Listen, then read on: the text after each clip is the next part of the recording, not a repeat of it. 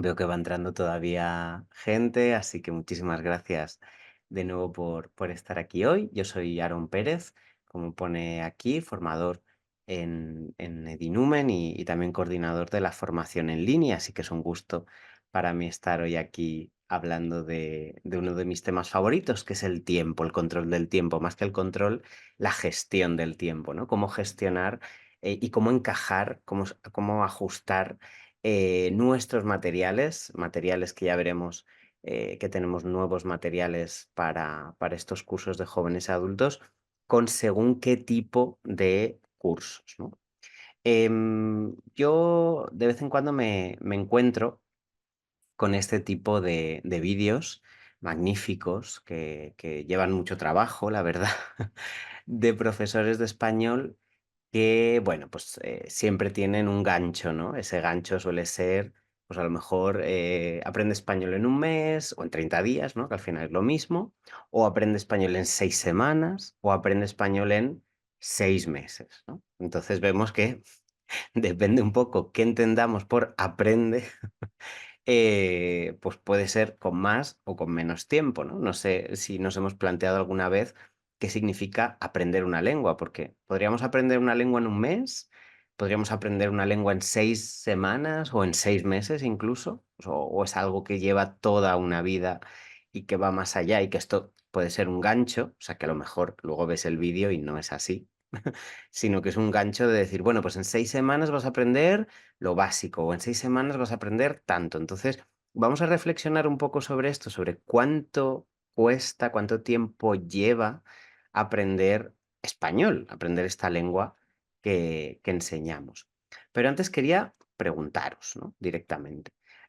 Voy a lanzar unas votaciones, no para preguntaros cuánto creéis que lleva aprender español, sino más para que me digáis de cuántas horas más o menos, o de cuántas semanas, o meses, o años, de cuánto tiempo estamos hablando en vuestros cursos de español, ¿vale? Creo que ya veis ahí la pregunta. Es una pregunta de escribir, no es una pregunta de clicar, pero sí que me gustaría que respondierais a esta pregunta, que es de media, ¿cuántas horas duran vuestros cursos de español? ¿Vale? Más o menos para saber, bueno, de qué tipo de cursos estamos hablando, que es algo que también nos preguntamos en la encuesta inicial, pero sí que nos gustaría saber, pues, de cuántas horas estamos hablando.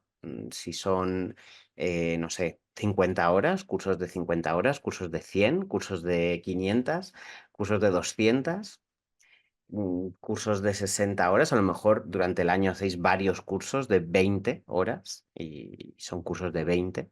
También veo que respondéis en el chat, ¿no? Entre 50 y 60 por nivel.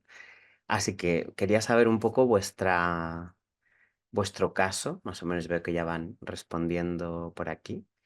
Pero es importante para saber de qué estamos hablando, ¿no? De qué ámbito nos movemos. Si nos movemos en cursos súper intensivos, como veremos después, o cursos más anuales. Entonces sí que me gustaría de media. Evidentemente podemos tener a lo largo de un año o a lo largo de nuestra vida académica muchos tipos de cursos, pero más o menos los que se repiten, los que son mayoritarios, ¿cuáles son?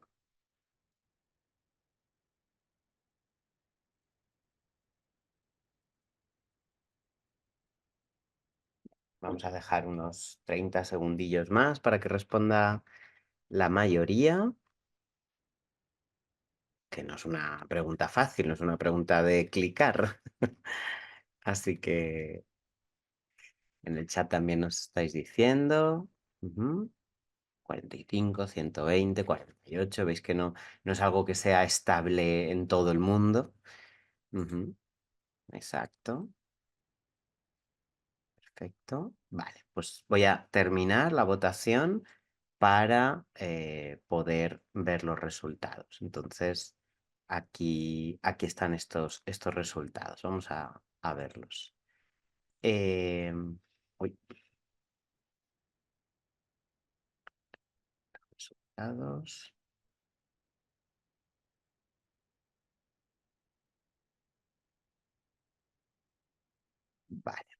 Entonces, tenemos de 1 hora a la semana, que son 6 meses un nivel, ¿no?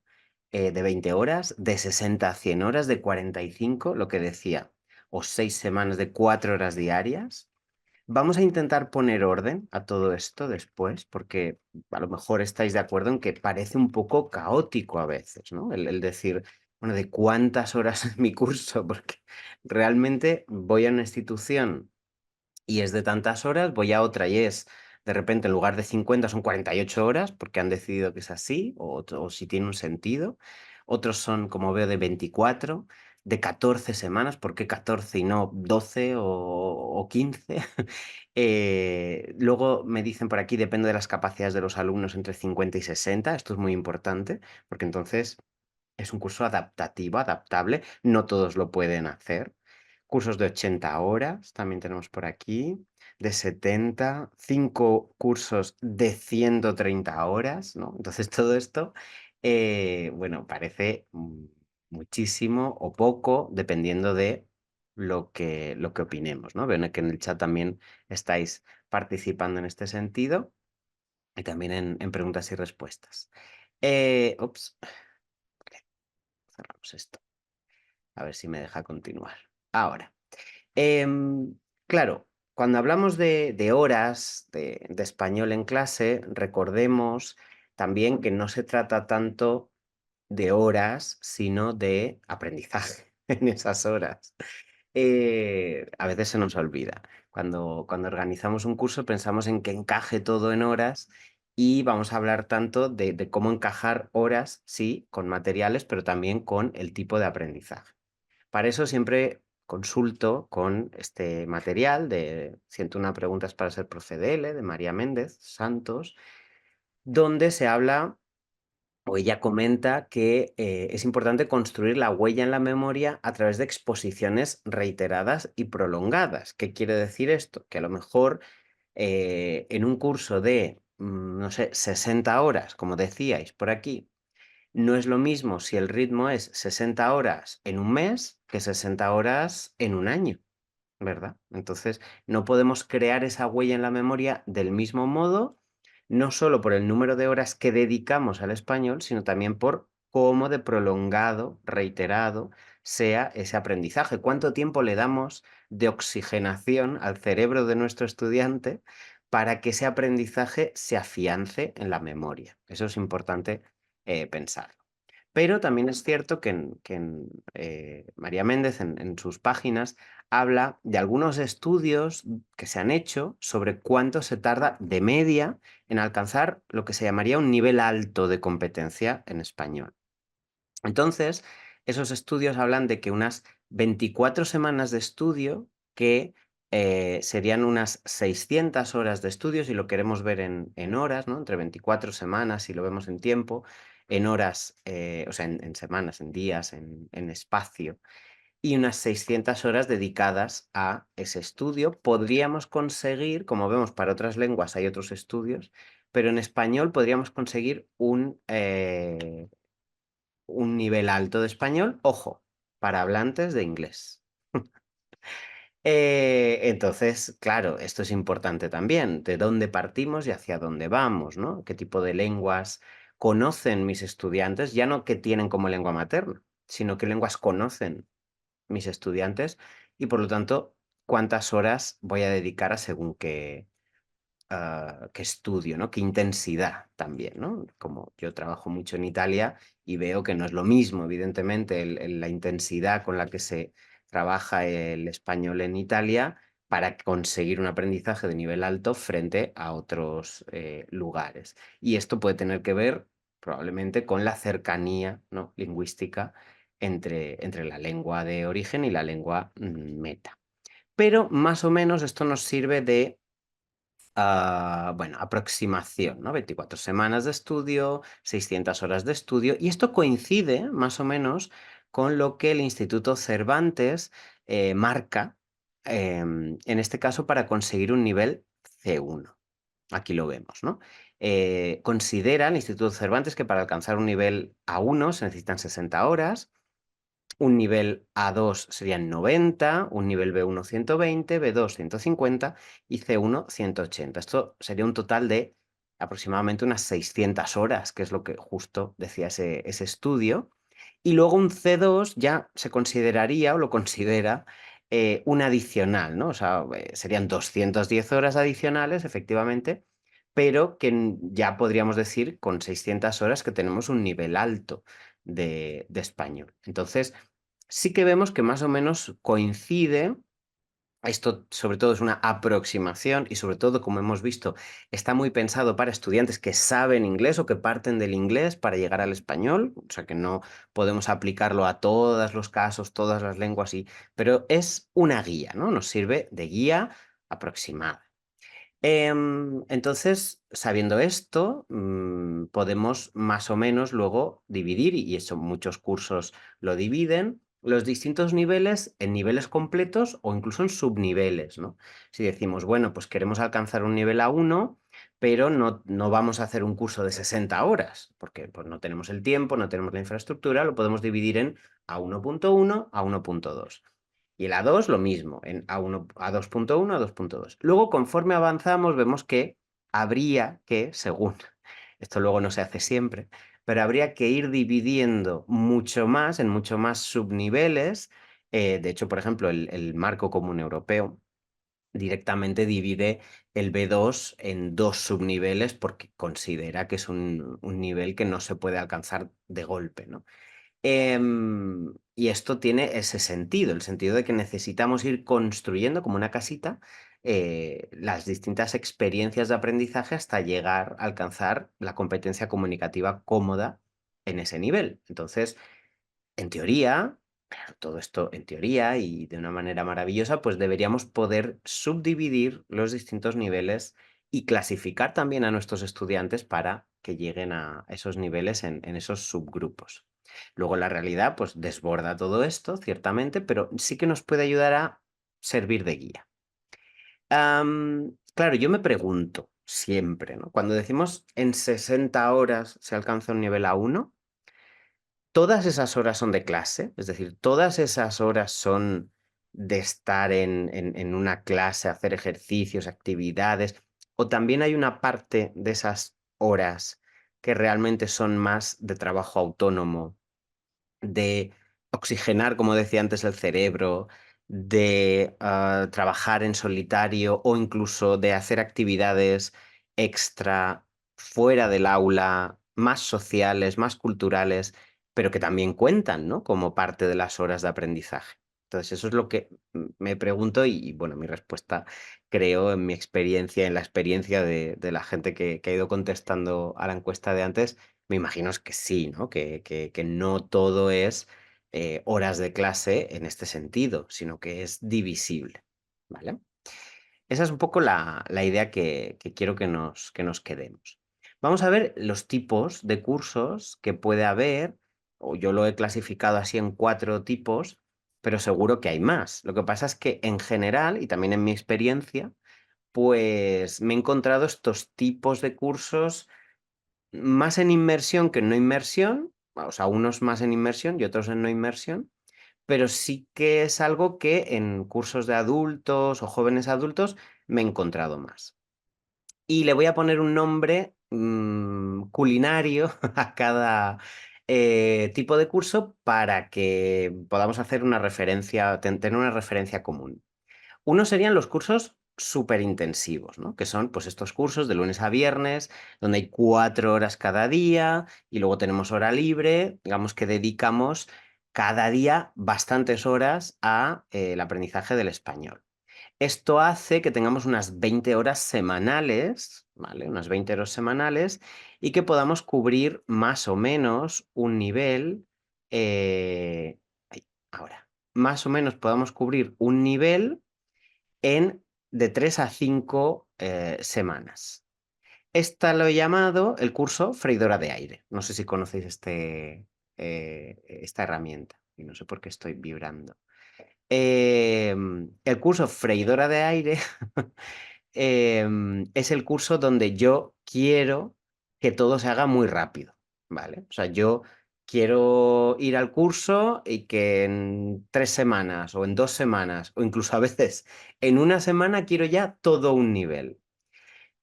Claro, evidentemente es para personas que tienen como muy poquito tiempo, pero sí que quieren alcanzar un objetivo. O sea, ningún curso es peor que otro, ¿eh? No voy a decir para nada que ningún curso sea peor que otro.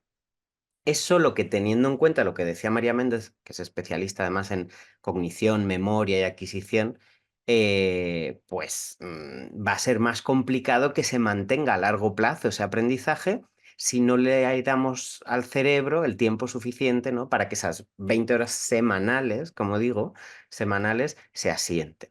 Entonces, claro, el curso freidora de aire no es malo per se, solo que necesita, ¿no? Saber el tipo de intensidad que le estamos dando a ese curso. Luego estarían los cursos intensivos, ¿vale? Entonces, pues bueno, los separamos más, lo hacemos a lo mejor lunes, miércoles y viernes, y en lugar de 4 horas, pues le dedicamos 3 horas al día. Por lo tanto, se nos quedan cursos de unas 9 horas semanales. El nivel completo se alcanzaría entre 7 y 9 semanas. Y a este lo he llamado el curso Thermomix. Porque claro, también es rápido, evidentemente, ¿no? 9 horas semanales también es intensivo, pero no es tan rápido como la freidora de aire. Entonces, sí que queremos darle a unos botoncitos y que aparezca el nivel, ¿no? Pero es verdad que es un poquito más lento, digamos que necesita un poquito más de tiempo y sobre todo es paulatino, ¿no? Me va dando paso uno, paso dos, paso tres, me da tiempo y este de hecho es el que he elegido muchas veces para cuando yo he querido aprender una lengua, si he podido, ¿no? Dedicar pues a lo mejor 3 horas, 3 horas un lunes, un miércoles o un viernes. También he elegido otro tipo de curso, ¿eh? Pues este lo he llamado el curso Thermomix, ¿no? Además, con instrucciones muy guiaditas para este caso. Pues esos serían los cursos intensivos. Claro, Clara, cópiame los nombres, por supuesto. Otro sería los cursos extensivos, que también he hecho este tipo de cursos, donde a lo mejor dedicamos un viernes, un jueves, un miércoles, un día a la semana y son extensivos porque duran más tiempo, pero al final son 4 horas semanales. Claro, a lo mejor el nivel completo no lo alcanzamos hasta que no llegamos pues a 6 meses, medio año o un trimestre o un cuatrimestre, ¿no? Entre 3, 4 o 6 meses, unas 23, 25 semanas, porque evidentemente dedicamos mucho menos tiempo a la semana que los dos anteriores. Entonces se les llama cursos extensivos. A este le he llamado curso olla de puchero, ¿no? Yo pongo los ingredientes y bueno, cada semana voy poniendo un ingrediente, cada semana voy poniendo una manera distinta de cocinarlo, pues es un curso más olla de puchero, ¿no? Lo vamos cocinando no a fuego lentísimo, pero a un fuego adecuado para el aprendizaje. De hecho, también es un curso que he elegido yo muchas veces para poder asimilar, ¿no? Y también por tiempo, porque a lo mejor no tenía tiempo durante la semana. Entonces lo he dedicado a esto, a un curso extensivo tipo olla de puchero, con cuchara. Exacto. Pero es que hay uno más, hay uno un poquito más lento, que sería el curso anual. No sé si se os ocurre qué tipo de curso sería en la metáfora culinaria, pero estos cursos serían, pues, de a lo mejor 1 hora el miércoles, 1 hora el lunes, ¿no? 1 hora miércoles y lunes. Sería más tipo escolar, ¿no? Sería como de 2 horas semanales y claro, el nivel completo tardaríamos pues todo un año, ¿no? O todo un año académico. Entre 40 y 42 semanas alcanzaríamos un nivel completo. Me decís por aquí ahumado, puede ser. Yo lo he llamado curso de cocción lenta. Claro, sabéis que hay un tipo de olla que es todavía de cocción más lenta, ¿no? Que es como para ir dejando que se macere casi todos los ingredientes. Em, entonces, este curso es dedicado muy a la artesanía, a ir poco a poco, a que cada semana sea, o sea, que a lo mejor tenemos que recuperar lo de la semana anterior, como haya una semana de vacaciones en medio, hay que recuperar muchísimo más, ¿no? Entonces, claro, aquí tenemos el caso de un curso de español más dedicado a larguísimo plazo, ¿no? Es como, bueno, yo quiero alcanzar ese nivel, pero con mucho tiempo. Y dice Mónica, ese es de los míos, ¿no? Porque, claro, cada persona puede tener un curso de este tipo diferenciado. Entonces, este sería, claro, también depende del alumnado, pero a veces nos dan ya el curso, ¿no? O sea, a veces nos dicen, tienes que alcanzar X nivel en tantas horas, o X nivel en tantos días, o en tantas semanas, o en tantas... Entonces, ya viene más restringido, pero más o menos he puesto como los 4 cursos estándar que más he visto, ¿no? Entonces vamos a ir viendo, dependiendo de cómo encaje, ¿no? El tipo de curso, el tipo de cocina, esta era la metáfora culinaria, vamos a ver cómo encaja el ingrediente principal, que sería el material con el que estamos en clase, ¿no? Entonces, vamos a hablar de qué materiales tenemos a nuestra disposición y yo voy a hablar no solo del material físico, que evidentemente es importante, sino también del material digital, ¿no? Tenemos a nuestra disposición, sobre todo en las colecciones que tengan que ver con Edinumen, ya vienen con el ebook añadido, ya vienen con una extensión digital añadida de manera gratuita y eso es algo que hay que valorar. Tenemos ahí todo un banco de actividades adicionales que nos van a ayudar a construir, como decíamos antes, ¿no? A poner los distintos ladrillos de, de esta construcción que tenemos, ¿no? Que es la casa que queremos construir, que es el aprendizaje del español. Entonces, necesitamos una serie de materiales que sean flexibles, que sean como un poco plastilina, ¿no? Que se puedan moldear, que se puedan dar la vuelta, que se puedan cambiar. Y eso es algo que sí que nos ofrece la extensión digital, ¿no? Que en el caso de Dinumen tenemos en la plataforma Eleteca, donde podemos incluso introducir nuestras propias actividades si vemos que es algo que necesitan.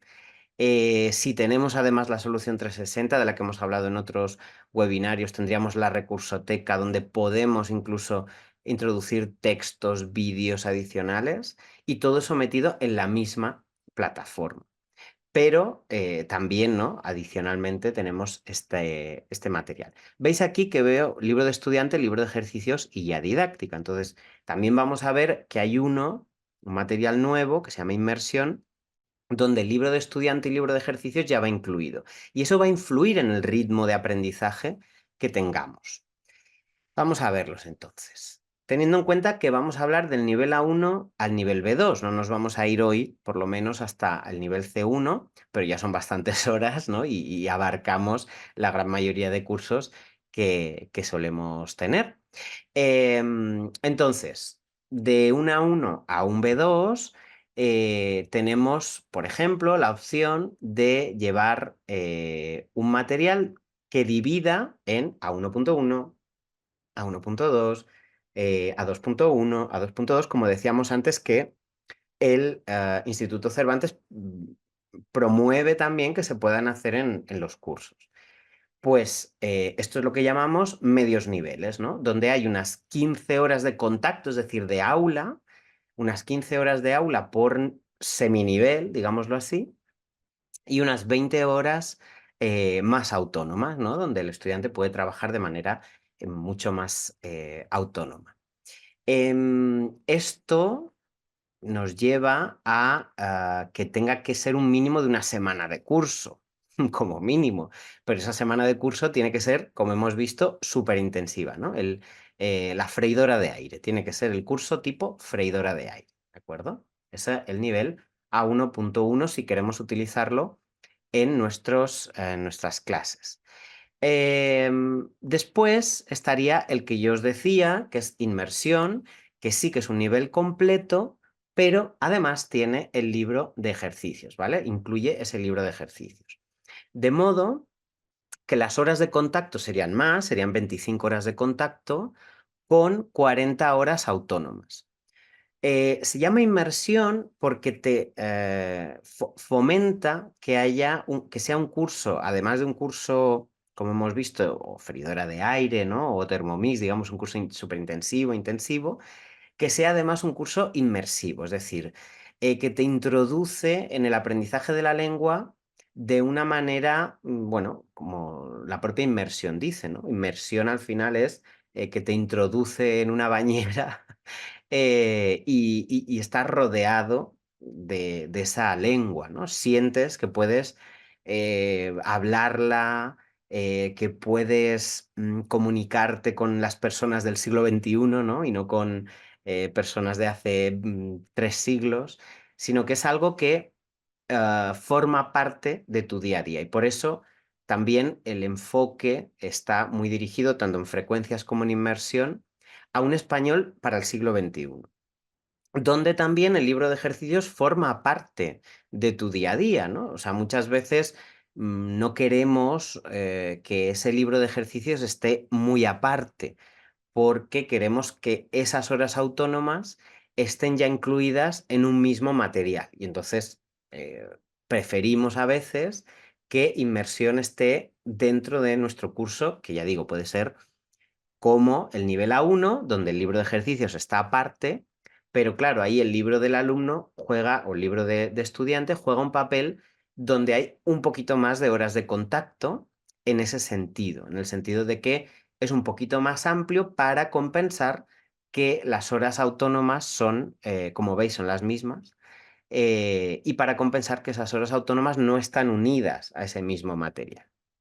Estos dos materiales, como digo, tienen un mínimo de 2 semanas de curso, ¿no? Porque claro, para un nivel, un mismo nivel, aunque sea 20 horas una semana, 20 horas otra, o 25 una, 25 otra, como mínimo tiene que haber 2 semanas para alcanzar de manera plena un nivel, o por lo menos el nivel inicial, ¿no? El nivel de A1.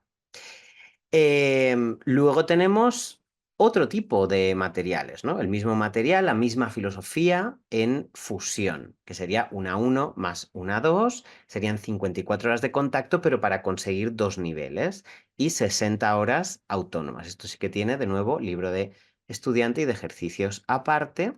Y lo mismo le ocurre a frecuencias directo, que tiene un nivel A1, A2 y B1 en un mismo material y serían unas 150 horas de contacto más 180 horas autónomas. Es un montón en un mismo material, pero nos ayuda si tenemos este tipo de cursos que es, tengo un año entero o tengo un curso muy amplio, pero donde necesitan llegar a un nivel muy concreto en menos horas, pues va mucho más rápido. Ahora veremos esto de la poda y por qué se da. Y claro, como mínimo tiene que haber un mes de curso dedicado, dirigido a estos materiales, ¿de acuerdo?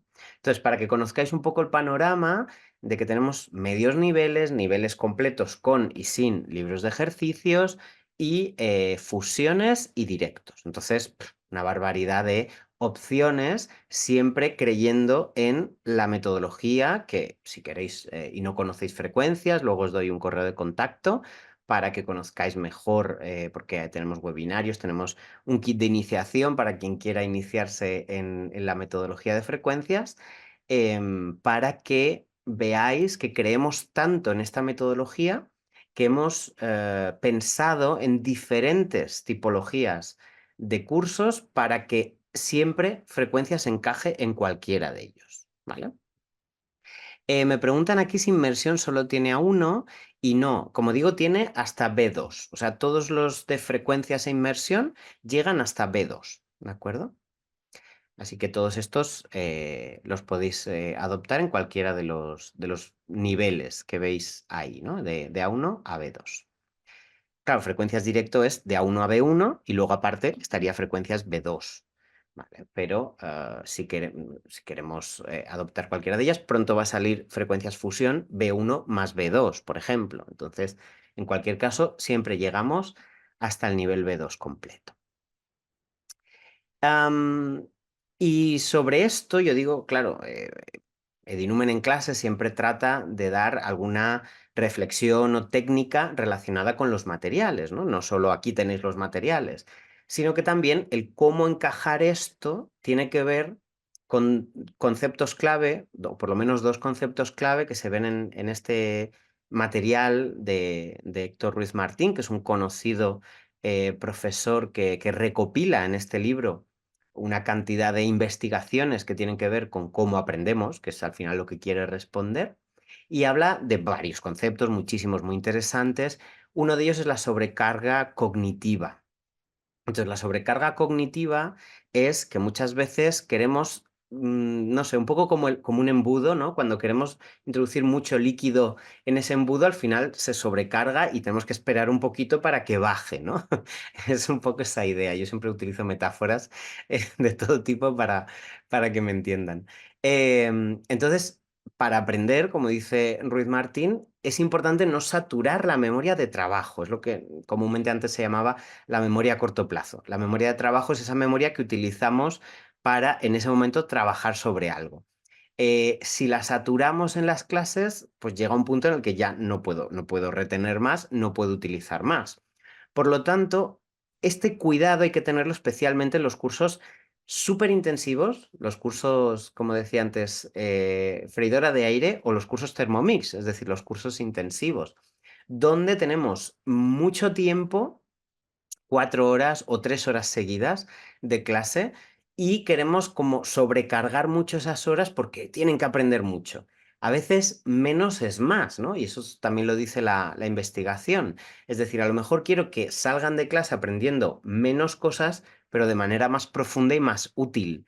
Y que esas cosas que aprenden, esos elementos, esos contenidos, les sirvan para que en las horas autónomas sí que puedan profundizar más sobre ellos.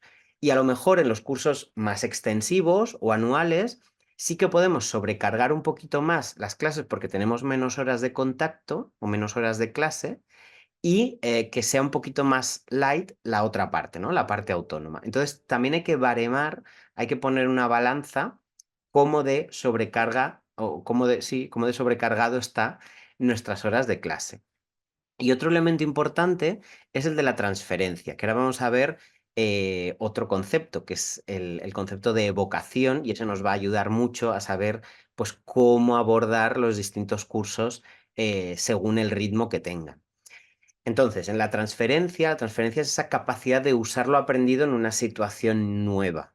Esto pasa mucho cuando aprendemos a conducir. Aprendemos a conducir, primero tenemos un examen teórico sin haber tocado un coche y luego tenemos un examen práctico, ¿no? Entonces, la transferencia es la capacidad de todo lo que he ido aprendiendo, lo voy a aplicar. Entonces, bueno, no es lo ideal, ciertamente, el hacer un examen teórico de todo el contenido y luego aplicarlo, sino ir yendo y viniendo, ¿no? Lo ideal sería al final aprendes algo, ves si lo puedes utilizar y eso te va a enseñar otra cosa que te va a llevar a la teoría, ¿no? Entonces, como dicen aquí en el chat, pues es un equilibrio entre teoría y práctica que se debe ir dando de ida y de vuelta. Entonces, esto tiene que ver también con la evocación, que es lo más importante según el tipo de cursos que estamos dando. Luego explicaré más sobre este tema de la evocación. Entonces, esta cuestión de la sobrecarga cognitiva hace que tengamos que hacer, y esto no lo digo yo, ni lo dice Dinumen, lo dice Héctor Ruiz Martín en este libro, podéis ir a la página 121 y lo comprobáis si queréis, que hay que hacer una poda de contenidos. A mí lo de la poda, pues ya me sugirió metáfora y dije, pues perfecto, vamos a hablar ahora no de cocina ni de coches, sino de árboles, de jardinería. Vamos a podar contenidos. ¿Por qué? Pues porque hay que reducir la cantidad de objetivos de aprendizaje para no sobrecargar cognitivamente y también hay que atomizar esos objetivos de aprendizaje para que pueda haber transferencia. Es decir, yo no puedo aplicar todo el contenido que he aprendido en una clase a la vez. Tengo que ir atomizándolo, tengo que ir subdividiéndolo. Eso hace que si queremos trabajar con distintos contenidos, tengamos que hacer esa poda. Entonces, vuelvo a los materiales que veíamos antes. Si elegimos un material tipo A1.1, nos vamos a encontrar bastante contenido en 5 unidades, ¿no? Porque nos estamos focalizando en medio nivel. Entonces, podemos profundizar, podemos hacer un jardín muy amplio, viendo cada florecita, cada hoja, ¿no? Adecuándolo a ese tipo de aprendizaje porque nos centramos en medio nivel. ¿Qué pasa? Que si vamos a inmersión, ya estamos en un nivel completo, ya nos vamos de todo el jardín o de 3 arbolitos a uno, pero fijaos cómo enraizamos en ese trabajo autónomo y por eso tiene ese libro de ejercicios añadido, ¿no? Digamos que buscamos que las raíces estén muy fuertes en esas 9 unidades.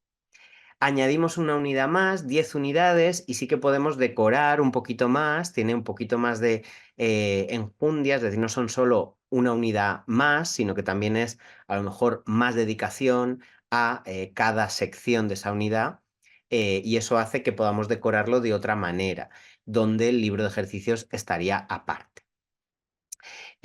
Claro, si tenemos un frecuencias fusión, ya tenemos un arbusto un poquito más pelado, con 18 unidades, pero para 2 niveles, ¿no? Si nos damos cuenta, no es 1 más 2 igual a 3, sino que tenemos una poda de contenidos para reducir los objetivos de aprendizaje a los mínimos indispensables para esos niveles. ¿Por qué? Porque en un solo material tenemos que alcanzar más niveles. Y eso, evidentemente, es lo que le pasa a la pobre arbolito que tenemos aquí, que se nos quedan los huesos no por nada, no porque queramos que sea así. Ojalá pudiéramos tener cursos de aprender el ritmo que necesitemos, cuando queramos, cuando podamos. A veces el ritmo nos lo marca la propia institución y entonces necesitamos ir al esqueleto, ¿no? O al árbol pelado, a las raíces, a lo principal para aprender niveles A1, A2 y B1. Y entonces en 22 unidades llegan hasta un nivel B1 porque la poda ha sido bastante fuerte. Nos quedamos con mucho de ello en la parte digital para que sea más el trabajo autónomo el que complemente, que sean esas hojitas que decoran el árbol. ¿Vale? Espero que con la metáfora se haya entendido más o menos por qué pasamos de estas distintas unidades según el tipo de material y ritmo. ¿Bien? Entonces, los ritmos de aprendizaje, como digo, y los distintos tipos de cursos que hemos visto, tienen que encajar en los materiales que tenemos. Eso hace que necesitemos utilizar un elemento fundamental para la práctica, que es la evocación. La evocación, no sé si lo conocéis, es al final rescatar lo aprendido de nuestra memoria. Si recordáis los tipos de cursos que os he propuesto, no sé si imagináis que es lo mismo si yo tengo clase lunes, martes, miércoles, jueves y viernes, a si tengo clase lunes, miércoles y viernes, o si tengo clase solo los viernes.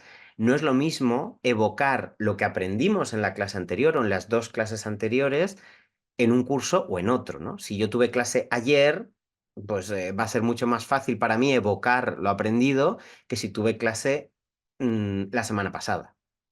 Entonces, evidentemente, la evocación es algo importantísimo a la hora de dirigirlo.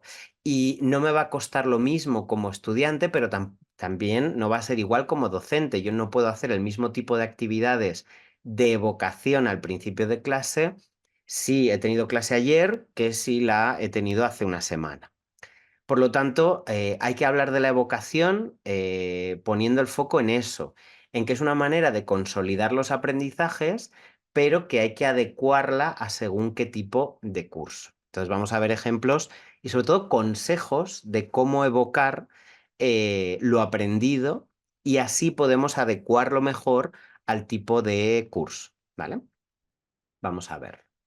Por ejemplo, lo más lógico, ¿no? Consejos para evocar al principio de clase. Evocar al principio de una clase es lo que requiere más esfuerzo cognitivo.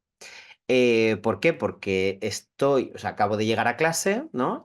Y no estaba pensando en la clase, no estaba pensando en los contenidos. Es como que ahora tengo que recuperar todo lo que he estado haciendo, pues eso, o ayer, o hace 2 días, o hace 7 días.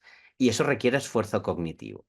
Pero también requiere menos carga cognitiva, o sea, una cosa es el esfuerzo y otra es la carga cognitiva, porque estoy, digamos, trayendo mi memoria a largo plazo, mi memoria, ¿no? RAM, esa que tengo ahí siempre, estoy llevándolo, digamos, a mi escritorio de trabajo, ¿no? Es como cuando yo me preparo para trabajar, pues saco la agenda, la abro, miro qué tengo para hoy, busco mis bolígrafos, mis rotuladores. Entonces, al final es algo que requiere de preparación. Vamos a prepararnos para trabajar sobre la clase. Entonces, consejos para evocar al principio de la clase están siempre, os voy a poner ejemplos de inmersión al ser el material nuevo, pero están igual en frecuencias, que al principio de la clase siempre hay un que sabes al principio de cada unidad. Y el que sabes lo que hace es eso, es traer todo lo que ya sabes de anteriores clases, que vamos a ver al final de esos consejos, que hay un elemento clave, pero al principio de la clase estoy trayendo, estoy volcando mi conocimiento en una actividad. Esta actividad, como veis, pues va de partes del cuerpo. Voy a hacer como un seguimiento de las partes del cuerpo y de cómo, y sobre todo de enfermedades, ¿no? Y de cuestiones corporales, que últimamente es algo que me toca mucho. Pero además es que en inmersión recordad que tenemos el libro de ejercicios añadido, ¿no? Entonces podemos usarlo en clase del mismo modo que el libro del estudiante. Pero además, a nivel digital, el estudiante tiene el ebook y un libro de ejercicios online que puede ir rellenando también. Entonces, no solo tiene el libro de estudiante, donde pues en clase, en las horas comunes, trabajamos con este ejercicio de partes del cuerpo que tenemos a la izquierda, sino que a la derecha puede ir reforzando o podemos reforzar en clase si vemos que la evocación no es suficiente con este ejercicio, ¿no? Y lo podemos hacer online o lo podemos hacer a mano porque también forma parte de ese libro de ejercicios y de estudiante al mismo tiempo. Entonces, al principio de clase siempre debemos ir rescatando, evocando todo lo que nos ha ido trayendo el aprendizaje anterior. Del mismo modo que al principio de clase, durante las clases, debemos proporcionar pistas. Son como pequeños anzuelos, ¿no? Lanzar anclas a lo que ya sabemos para ir recogiendo el hilo. Otra metáfora, esta vez de pesca. Eh, Entonces, proporcionar pistas se puede hacer de muchas maneras, pero al final la filosofía que hay detrás es conectar lo que saben, que es lo que hemos visto anteriormente, que sabes ya antes de empezar. Tráeme tu agenda, tus bolis, tu libreta para trabajar en este nuevo tema con la información nueva. ¿Vale? Entonces, el conectar lo que saben con la información nueva puede ser de muchas maneras, clasificando, como vemos aquí, puede ser escuchando algo con imágenes. Las imágenes son pistas al final. Vamos hilando, como dice aquí María Rosaura, ¿no? Como si fuera ir cosiendo. Y vamos dando puntadas con hilo. Y ese es el aprendizaje, como dicen aquí en el chat, significativo. El que nos ayuda con pistas, el que nos ayuda con elementos ancla, ¿no? Elementos que mi estudiante puede decir, vale, esto ya lo conozco, por lo tanto, esto que no lo conozco, deben tener alguna relación. Esas pistas pueden ser también, veis abajo que hay un cuadrito, que es los verbos doler y picar, se construyen como el verbo gustar. ¿Eso qué significa? Significa que, ¿recuerdas el verbo gustar? Este conocimiento que ya tenías, que es cómo se forma el verbo gustar, lo recupero para verbos como doler o picar. ¿Vale? Y recupero ese conocimiento, es un conocimiento ancla que me sirve para detectar qué es lo que puedo usar para construir nuevo conocimiento. No sé si me explico. Entonces, este conocimiento puede ser tanto gramatical como léxico, como veis aquí, e incluso de otro cariz, puede ser pragmático, puede ser cultural, ¿no? Entonces, al final es usar pistas que también evocan ese conocimiento antiguo, ese conocimiento que ya teníamos, hacia el nuevo conocimiento. ¿Bien?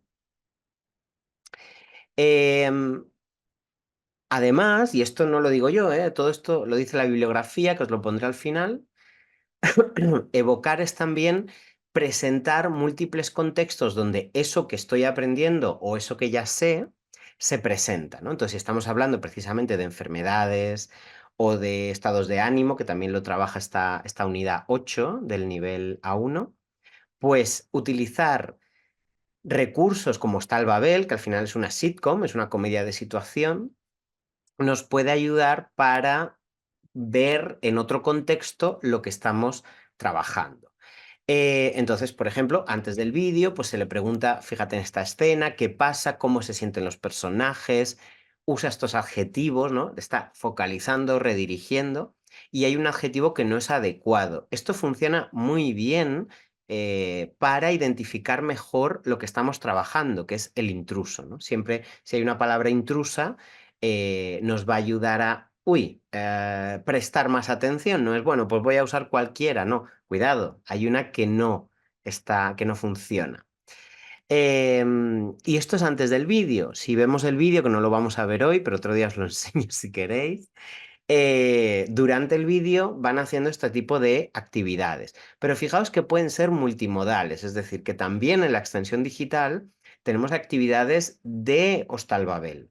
Entonces, podemos calibrar si es mejor trabajarlo en clase según el número de horas que tengamos de clase o si es mejor que lo hagan en casa y que resolvamos esas actividades en otro momento de la clase o en diferido. Puede ser, ¿no? Que queramos trabajarlo en diferido. Por ejemplo, ¿qué expresión emplea Hugo en esta secuencia? ¿Tienes calentura, tienes fiebre o tienes temperatura? Pues yo la verdad, si no veo el vídeo, no lo puedo saber. Sí que es verdad que hay una información que si yo ya he visto la serie, puedo saber, que es que Hugo es mexicano. Y de hecho vemos que hay un cuadrito que es ¿cómo llama Hugo a la comida basura? Pues la va a llamar de una manera concreta, pone banderita porque es mexicano. Entonces, esto es importante a la hora de trabajar las tareas que son de este tipo, ¿no? Multimodales, donde aparecen otros contextos en los que yo puedo transferir, ¿no? Lo que decíamos, transferir ese conocimiento. E incluso después del vídeo podemos también trabajar con actividades de este tipo. ¿Qué parte del cuerpo te duele con más frecuencia? ¿Qué haces cuando te duele la cabeza? ¿Con qué frecuencia vas al dentista? En fin, son actividades que devuelven todo lo aprendido a tu propia vida diaria, a tus problemas habituales, aquello de lo que tú hablarías, ¿no? En el caso de que te ocurriese esa situación. Pero claro, una cosa es plantear estas preguntas sin más y otra es hacerlo con las herramientas de, oye, hemos visto una serie, una situación concreta y podemos imaginarnos mejor en esa situación. Yo antes he intentado hacer esta actividad de Tere pide ayuda porque se siente muy mal y claro, yo veo la imagen y evidentemente pongo verdadero. Pero claro, había olvidado, porque lo vi hace tiempo este capítulo, había olvidado que no, que Tere en realidad no quiere que le ayuden, simplemente aparece ahí y dice, no, no, si estoy bien. Y Tere no está bien. Entonces son sus compañeros los que le ayudan y la sientan y le preguntan, ¿no? ¿Cómo está? Entonces, ¿Tere pide ayuda? Pues no, es falso. Y eso no lo sé si no veo el capítulo, si no veo la serie, que eso me parece fundamental para una actividad de comprensión, ¿no? Si una actividad de comprensión con la imagen ya puedo saber la respuesta, pues igual no es de comprensión, es de conocimiento general. Entonces, sí, en este caso está hecha para que tú veas la serie, la comprendas y entiendas qué significa pedir ayuda, ¿no? En este contexto. Y esto va evocando todos esos conocimientos que tienen nuestros estudiantes. Eso añadido a, por ejemplo, afianzar la evaluación. Dentro del propio material tenemos una sección que es de evaluación y en esa sección de evaluación, por ejemplo, podemos ver actividades como cuando estoy nervioso, muevo los pies. Cuando estoy triste, o sea, cosas que haces con tu cuerpo cuando estoy de una manera. Entonces, de nuevo estamos volviendo a las partes del cuerpo, pero buscando qué hacemos con ellas, ¿no? Siempre llevando ese vocabulario al vocabulario personal. No va a contestar todo el mundo igual, no es una respuesta cerrada las de estas preguntas, pero sí que nos sirven para evaluar si mi estudiante es capaz de entender sus partes del cuerpo en español y de aplicarlas, ¿no? Y lo mismo con esta actividad 5, piensa en 3 enfermedades, 3 síntomas o 3 estados de ánimo. Entonces, recuperas ese conocimiento afianzando la evaluación en actividades abiertas. O si son actividades cerradas, que sean pues tipo examen o tipo DL, ¿no? Como las que vemos aquí. Estas dos actividades que vemos, que es una de comprensión auditiva, escucha y relaciona cada intervención con la imagen correspondiente, están como docentes, podemos acceder a ellas a través de la extensión digital docente. Hay una extensión digital docente, tanto en inmersión como en frecuencias, donde tenemos tipos de examen por unidades y también exámenes finales. Y esos exámenes también nos pueden ayudar para la clase o para evaluar, y al final es una manera de evocar, ¿no? De decir, bueno, pues hemos analizado esto. ¿Eres capaz entonces de entender en otro contexto este tipo de vocabulario o este tipo de estructuras? ¿O eres capaz de producirlas, ¿no? Por ejemplo, aquí la tarea 1 de expresión oral, eres un estudiante con diferentes problemas de salud, te sientes estresado a causa de los exámenes, vas al servicio médico para consultar y pedir ayuda. Describe los síntomas y tu estado de ánimo. Y entonces en esa tarea pues tienes que poner en marcha todo lo que has ido aprendiendo, evocando de nuevo todo ese conocimiento en una tarea concreta con un contexto específico, ¿no? Y lo mismo ocurre con el consejo de rutinas de aprendizaje. Sobre esto, pues podría poner todas las rutinas posibles, pero al final la reflexión a la que quiero llegar es, pensemos en que debe existir una estructura coherente para mi estudiante. Una estructura que vaya de la comunicación a la gramática, al léxico, en fin, a qué tipo de textos usa, qué tipo de estrategias, pero esa estructura no es esta, este es el índice, lo que tenemos a la izquierda. Eso tiene que estar en un elemento mucho más global. Por eso empezamos con qué sabes en todas las unidades, palabras, gramática, y diréis, Aarón, pero ahí gramática, solo gramática. No, en gramática tenemos actividades que ponen el foco en algún elemento gramatical, como vemos aquí el imperativo afirmativo, los pronombres de objeto directo, pero siempre con actividades inductivas, actividades de varias destrezas y actividades que ponen el foco en los distintos textos que tienen y contienen esos elementos. Entonces, es gramática porque pone el foco en la gramática, pero no significa, ala, aquí tienes la gramática. No sé si me explico. Después todo eso se va uniendo en una práctica en contexto, luego llega, bueno, aparte hay una fase, ¿no? Hay de textos más culturales, que en este caso sería la dieta mediterránea, ¿no? Se habla de comida, de salud, y luego el vídeo de Hostal Babel que hemos visto y la parte de evaluación. Y eso son rutinas de aprendizaje, es decir, siempre sé que me voy a encontrar, aunque los retos son distintos, siempre sé que me lo voy a encontrar. Pregunta Ángela el tema de pronunciación. También hay unas fichas de pronunciación que podemos ir introduciendo dependiendo de las necesidades de nuestros estudiantes. Es decir, que esto existe también en el material de inmersión o el material de frecuencias, ¿vale? En papel o en digital. Y también lo que decía al principio María Méndez, hacerlo de manera espaciada es importante. Entonces, por ejemplo, os he puesto un caso muy, muy específico. El caso de la palabra mano, ¿no? Mano es una palabra bastante común, muy, muy frecuente, entonces evidentemente aparece en un nivel A1, pero fijaos que como parte del cuerpo como tal, la recuperamos en la unidad 8. ¿Pero qué estamos haciendo en las unidades anteriores? Pues, por ejemplo, en la unidad 1, donde hablamos de presentaciones, una de las colocaciones es dar la mano, ¿lo veis? Entonces, dentro del vídeo de Hostal Babel de la unidad 1, dicen situaciones formales se dan la mano. Y ahí es donde aparece lo de darse la mano, ¿no? Dar la mano. Y la mano ya aparece como un elemento léxico principal. Incluso dentro de la parte de gramática se hace un recordatorio. Cuidado, excepciones, la mano y no el mano. O sea que vuelve a aparecer en la unidad 2 un recordatorio de cuidado. Mano es un caso especial desde el punto de vista de la estrategia para recordar su género gramatical. Y luego eso, como hemos visto, se recupera también en la unidad 8 ya como parte del cuerpo dentro del contexto mano, cabeza, cuello. De forma que cuando evocamos el conocimiento sí que podemos hacer referencia a esa unidad 1 o esa unidad 2 donde la palabra mano ya aparecía, ¿no? Por eso hay que hacerlo de manera espaciada. Y no me quiero ir mucho más de tiempo, pero el último consejo sería establecer el momento para indicar y corregir deberes. Sobre todo en el caso de inmersión, donde el libro de ejercicios ya va incluido y, por ejemplo, tenemos aquí un ejercicio de ese libro, me duele o me duele en la cabeza, me pica, me pican, tengo, estoy, tengo, todos esos. Tendríamos que establecer el momento para corregir deberes. Claro, yo siempre que hablo de esto, pongo este esquemita, porque me parece muy, no sé, muy clarificador.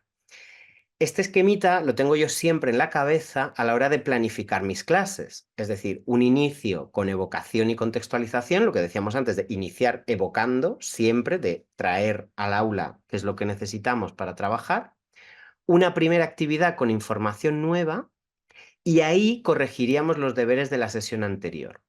Porque si corregimos los deberes lo primero o lo segundo, en realidad no estamos evocando directamente todo, simplemente estamos fijándonos en la corrección, bien, mal, por qué sí, por qué no, pero no estamos realmente haciendo un ejercicio evocativo, no estamos trayendo a la memoria de trabajo lo que necesitamos para trabajar. De hecho, la corrección de deberes va a ser mucho más productiva si se hace así.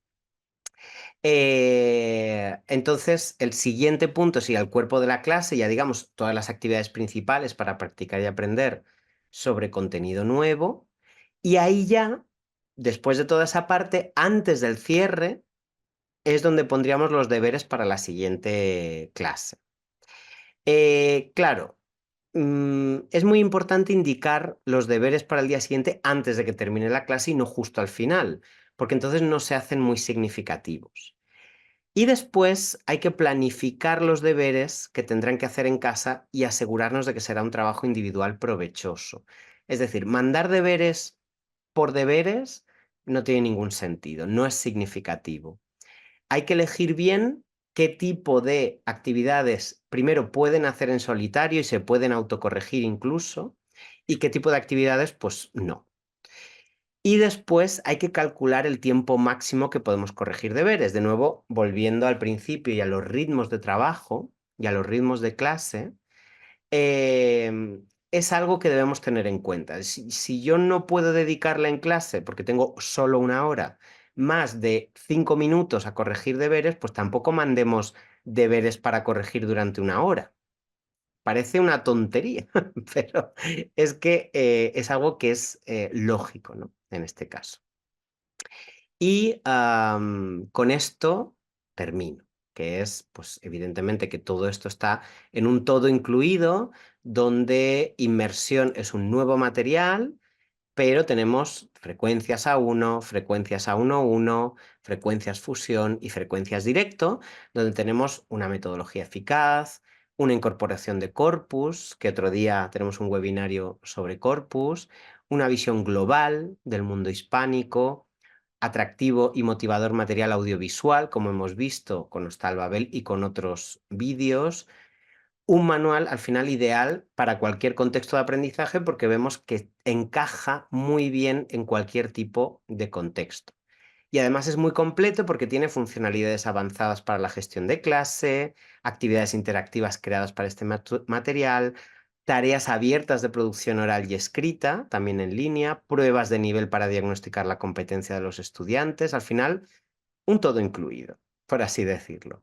Así que si os gusta mucho, aparte de la bibliografía que decía aquí, podéis contactar con este correo comercial@edinumen.es y ahí os informan mucho más de todas las posibilidades según vuestro tipo de curso. Yo os he dado, pues eso, el tipo de curso freidora de aire, Thermomix, cocción lenta, dependiendo un poco, o puchero, ¿no? O ya de puchero, dependiendo del tipo de curso, seguramente encajará mucho mejor diferentes tipos de materiales. Entonces, hay pocos materiales realmente que encajen en cualquier tipo de curso, ¿no? Así que yo creo que es una buena oportunidad para que esto se, se materialice en decir, oye, pues lo voy a adoptar porque tiene sentido.